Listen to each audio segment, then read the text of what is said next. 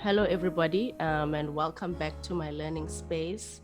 So today I have a wonderful guest, Thandi Ntuli.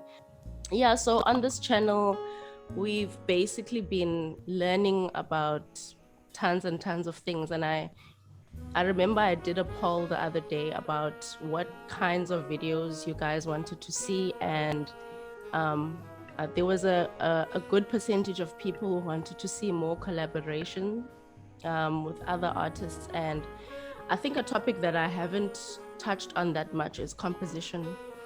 And I think it's a worthy topic to talk about. And I could not have thought of a better person other than Usis Thandi, because I think you have really, really beautiful music and you have a really good Thank way you. of arranging your music, but we'll get into all of that. I'm sure a lot of people who follow me on my channel probably know Thandi, but if you don't, she's a jazz pianist, South African jazz pianist from Soshangove. Um, and she steadfastly made her name in the music, in the jazz scene, quote unquote. Um, yeah, and she has two beautiful albums, The Offering and Exiled. Exiled is, I would say, is my favorite one if I were to choose.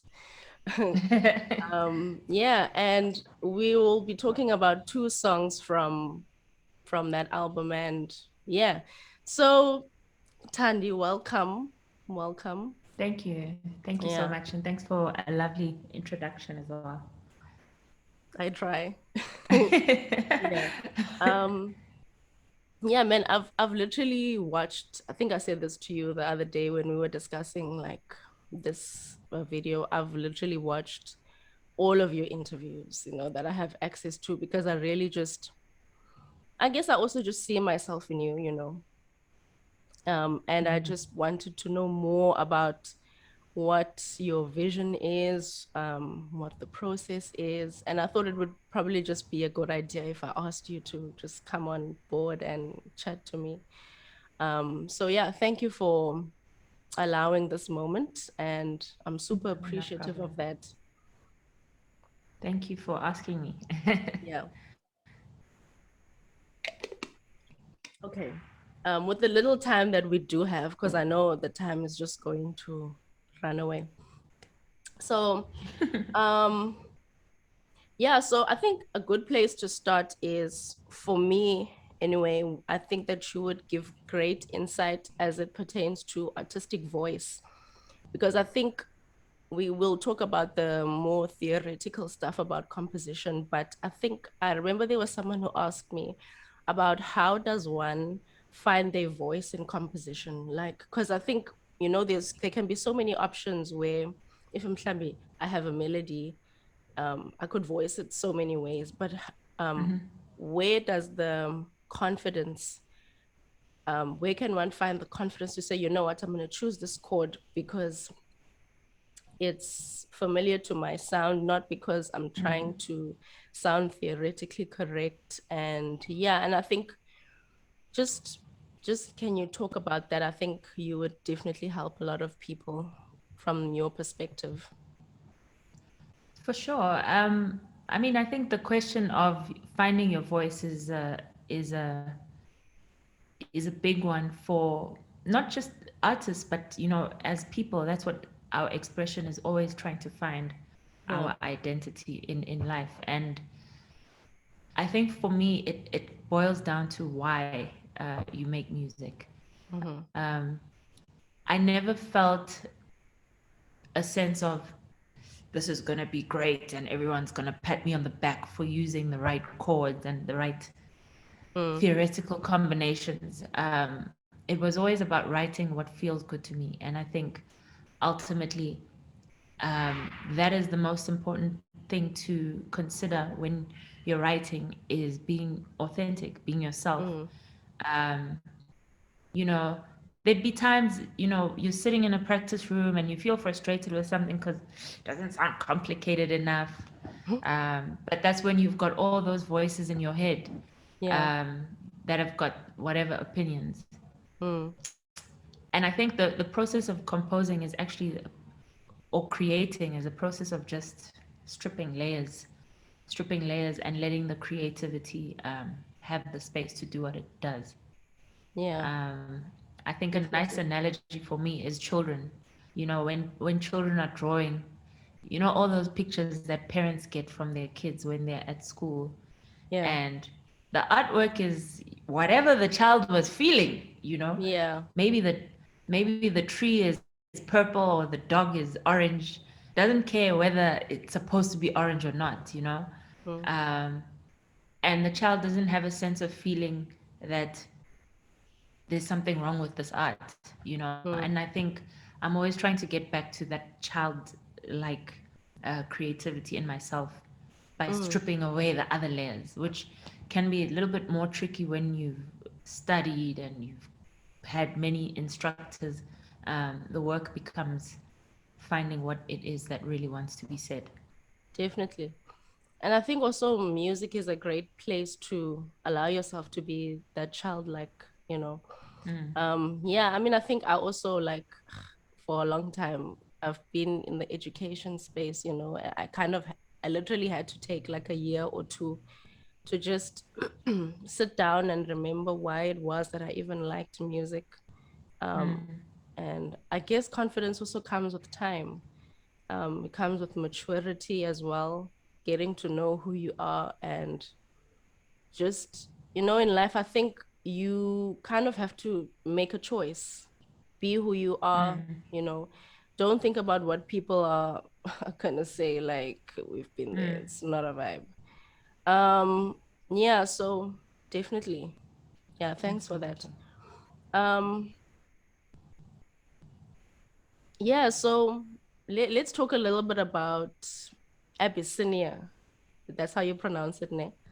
I did a little research. By research, I mean when go to Google and ask Google what is the meaning of Abyssinia. But I've learned that it's the ancient Ethiopian empire, or I guess like the name of Mm, Ethiopia before it was called Ethiopia. Ethiopia. Hmm. And man, I really love that sound. I really love that song. The first time I heard it, I was like, I've never heard anything in the jazz space that sounds so fresh. Um, Thank you. yeah, I genuinely love that song. Like I could listen to it all day. Um, yeah, where does like what inspired that song? And why did you call it Abyssinia? Oh, that song is very special to me because I've always had a huge love for the continent and a huge curiosity about the continent, and I Yeah, find that um, as South Africans, we are probably the African country that is least knowledgeable of other nations on the continent. My sister was living in Ethiopia in 2015, and I had this really strong urge to go there. You know, things I was coming up and stuff I was reading, discovering music from there. So I went to Ethiopia in December 2015. And I was just like, you know, before I had traveled there, I had done some research and, you know, very interesting things that I'd found out. And it was just, for me, a song that I wrote in celebration of the place because it's a place unlike any other place I've been to. Um, I witnessed what it's like for, you know, people who have a very strong sense of identity, a very strong sense of their own history, and a pride in that.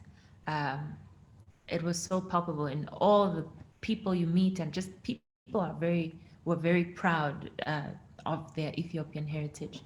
Um, with I mean from those that I interacted with. So I really liked that, and I wanted to celebrate that by means of a song. I think the the the actual composition, the sounds that I used on it for the intro, were inspired by the sounds on Ethiopian music. There's a lot of, and we have it actually with South African music as well. If you listen to music in the 80s that have like that piano sound that is like, it actually sounds like a Casio, that is very strange sounding, but at the same time, the music would be nothing without it, you know. And I guess being a composer, I'm very interested in how things sound and how it actually enhances the composition. So I tend to come across a sound on my keyboard and then I'm like geeking about it because it's like, wow, what is this sound? And then I play around with it a lot. Um, so what I was fascinated with about the music that I had been listening to from Ethiopian artists, one particular one is Gigi. Um, she's a singer, but her music, the production has got all those very synthetic sounding piano sounds.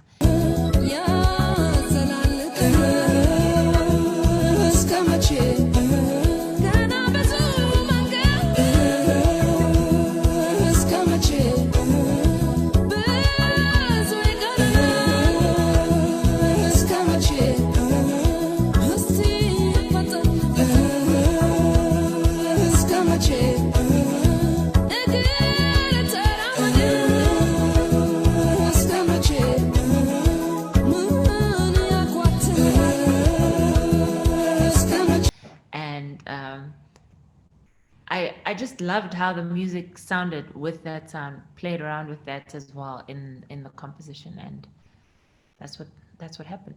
The song came about. I really, really love that song. And it actually reminded me of album ka but Moses Muleleko, Jeans and Spirits. That's sort of like African piano kind of a vibe. It really took me there. Yeah, and that part especially.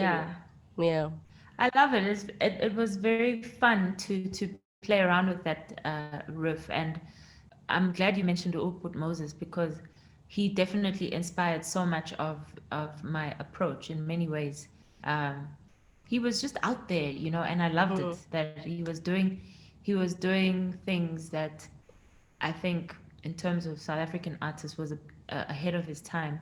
The sounds that he was experimenting with, and there's people who do experiment with sounds and it just sounds so natural. It doesn't sound like, oh, this guy's experimenting now.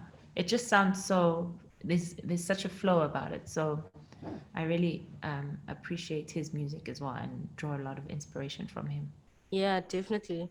And I think also on Uput Moses Muleleko, he's so authentic for me. Like as you said, like it's like Agazami, he's not trying to be anything other than himself.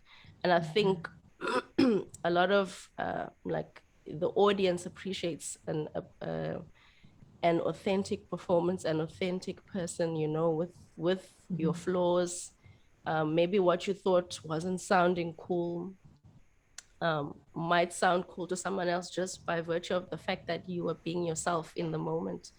And I think that will also, you know, I think that's also the reason why people probably love your music, because I find it to be really, really raw and authentic. Thank you. Yeah, but obviously we can hear the experience and the education and all of that. Like even like the way you structure your music to me is really beautiful. You make use of a lot of outros, which I really appreciate. Like you don't hear music with a lot of outros nowadays. I don't know. And an outro to me is kind of like, it could literally be like the start of another song or an idea to another song. It's like almost like a sort of deviation from the first part of the idea that you had into something new, but also you ending it, you ending the song in that way. So I really appreciate your outros. Like it's such a beautiful touch. Yeah, it's really special. Thank you. Thank you very much. Like, yeah. Khona la ngoma. Actually, it's Abyssinia, but the live version. By the way, that's such a good performance. Wow. Really, thank you. It's really amazing.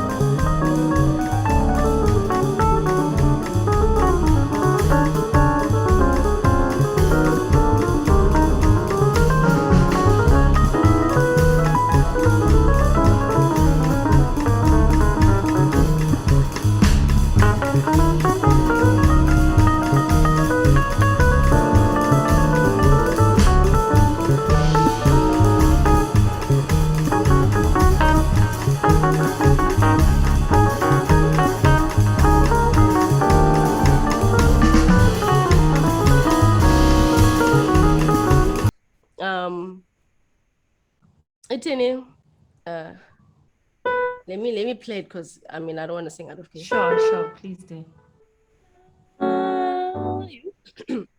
Yes, that's the one. Yeah. Like from Abyssinia to that, it's just like, yeah, I really like that. Thank you.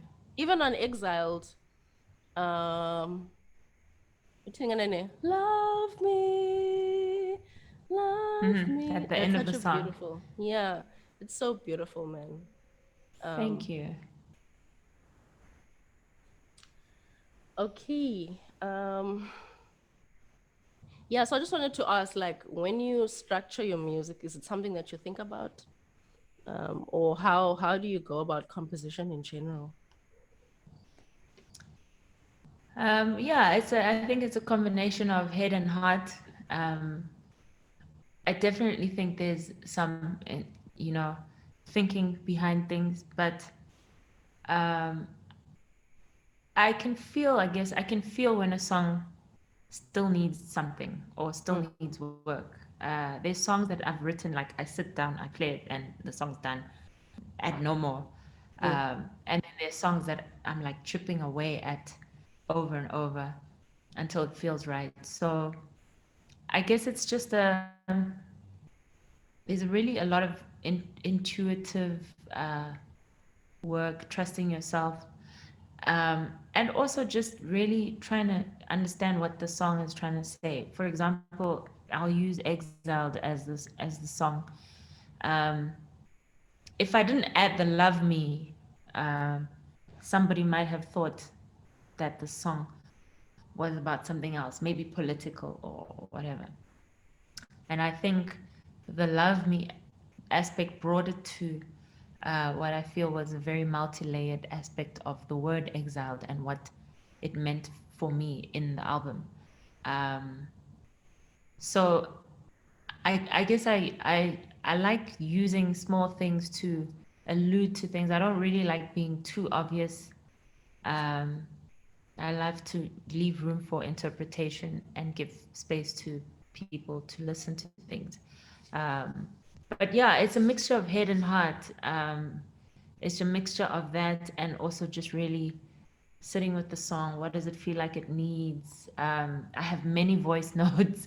I record a song on the voice notes many times. Then in the middle of another activity, maybe I get the horn part for this part, or I get an idea for another section. So it comes together in pieces like that, and always just being open to trying the ideas that come. Sometimes I try things slower, faster. Um, yeah, I just basically experiment, and I guess my gut is what's leading me to know when I've gotten to the place that I'm happy with the song. Um, and I guess also just as it pertains to structure, I guess listening to music, also gives you an idea of how a song should be structured. because across the board in all genres, we'll probably have a starting point, a body, and kind of a conclusion. So it's not even necessarily something that you would need to study, like, it's just a matter of listening to a lot of music. Kind of also just gives you an idea of how songs are structured. um yeah, and then wow, While listening times. to a lot of music, Yeah. sorry, I'd say listening to a lot of music, but also more specifically being attuned to what it is you like in music, because um, I think there's a difference to how I listen now and how I listened when I was younger. For example, in university, I listened, and I love this about jazz, that it forced me to be open to things that I may not necessarily like initially, but to give it time, and maybe it grows on you, maybe it doesn't, but to being open, and I love that about how I used to listen then. Now, um, I'm I'm more into studying people whose work really moves me, and really understanding why. And because you mentioned that sometimes you listen to music to understand how forms should be, but I also think that there are artists that are doing amazing things who are going against the form. Um, an example, I'll think like, I think the way Solange is putting herself out as well as an artist, um, whether people necessarily enjoy the music or not, but it's interesting to me because it's different. And then you start to understand your own self, the things that turn you on as a musician. Because if you only listen just for what's right, I think you won't necessarily discover yourself, which is also an important aspect, I think, of composing. Yeah, definitely. Yeah. um and then I don't know, like the time signatures in your music, I always find it intriguing. In fact, I think a lot of your peers, I don't know, I mean, I guess I can call them your peers, the people that you play with a lot, like even in their music there's always this element of time signature and odd time signatures or just weird subdivision that, like, I could never. Yeah, like it's really interesting, and it Sweet. adds it adds a unique flair to the music. Like la di two, 1 2 3, la di da da da da da da, 2 3, la da. It's Oh yeah. is it 6/4? Like, is that 6/4? But like 2 and 4, the Yeah. divided. Yeah, Yeah. that's so interesting, and it's like it's such a small thing, but it makes such a difference. Um, and it sounds, is that natural to you, or is it something that you, I don't know, just speak on it if you Um, can.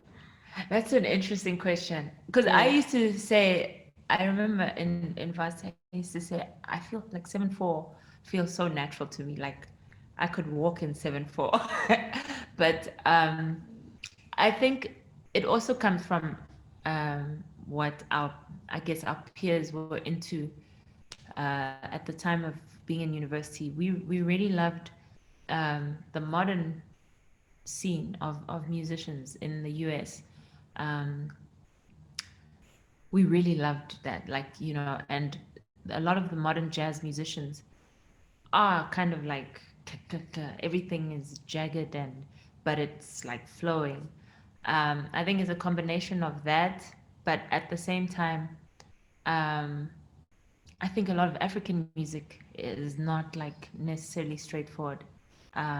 This morning I saw a video on social media of the Kalanga tribe in I think it's Botswana, and they were dancing their traditional dance, but it's in 6/4, but the beat is like tick it, tick it, tick it, tick it, tick it, tick it, tick it, tick it, tick it, tick it. 1 2 3 4 5 6 1, and those things feel very natural to me. And I think maybe it's because it's in our DNA and it's music that is somehow around us, even if we don't grow up in a very traditional setting. But it's in our music, it seeps through. So I think odd time signatures for me are very African actually, and a lot of artists who I like are African artists. Use of polyrhythms all the time. There's one feel over another feel. I love that. I just find it so fun, and it's really fun. I think to also solo over that. It feels more natural for me. I think 4/4 is the least natural feeling time signature for me. It's like I have to really think in 4/4. So, or at least the 4/4 that um, is in standard music.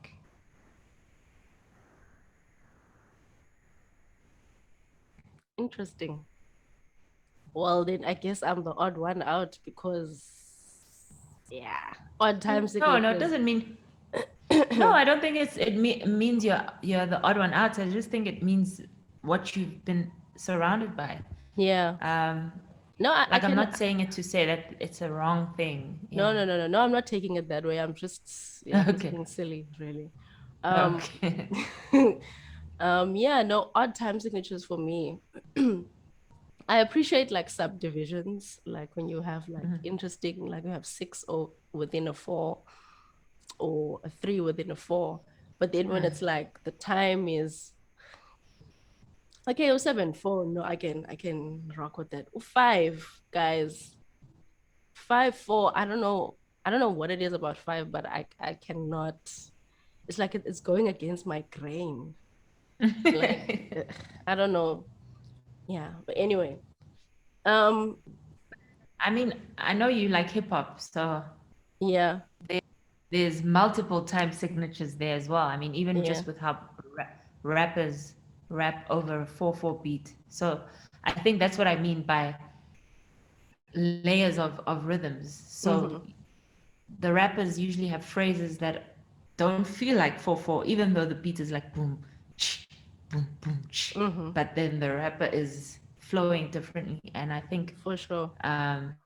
that's why I say I think it's so natural to us that I don't think a rapper in New York is thinking, I am copying my ancestors in West Africa and their approach to music. But I Yeah. think it's in us. So Yeah. yeah, I think it's also being aware. You'll find that you actually do have some connection to that kind of feel, but you just didn't see it that way. Yeah. No, it's Yeah. it's a pretty complex conversation, I guess. So yeah, here's another question. Specifically, who do you think has been your greatest teacher? Who or what do you think has been your greatest teacher? Greatest teacher versus inspiration is different because I didn't necessarily study composition. Mm-hmm. Um, so it was really, in terms of composition, was trial and error. I didn't have much sort of someone who'd give me feedback and all of that stuff.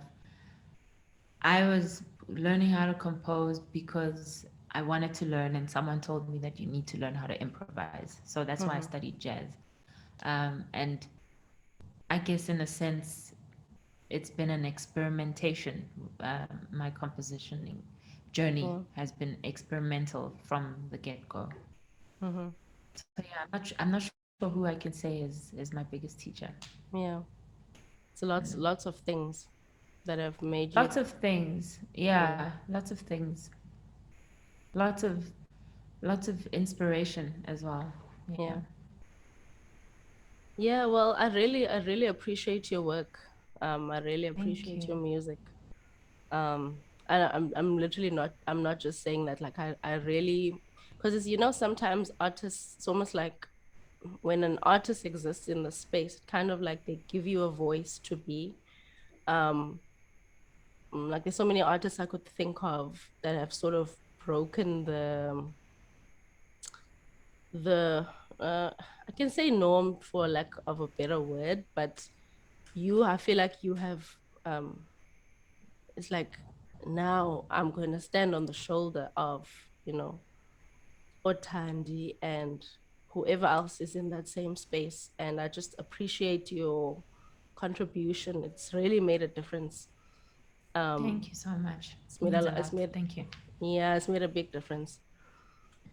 Well, you know what? I actually don't even have any more questions. That's that. I don't know. Is there anything else that you'd like to add? I know people are gonna Well, appreciate this video. Like they're probably tired of hearing me now. Yeah. no, So. no, they can't be tired.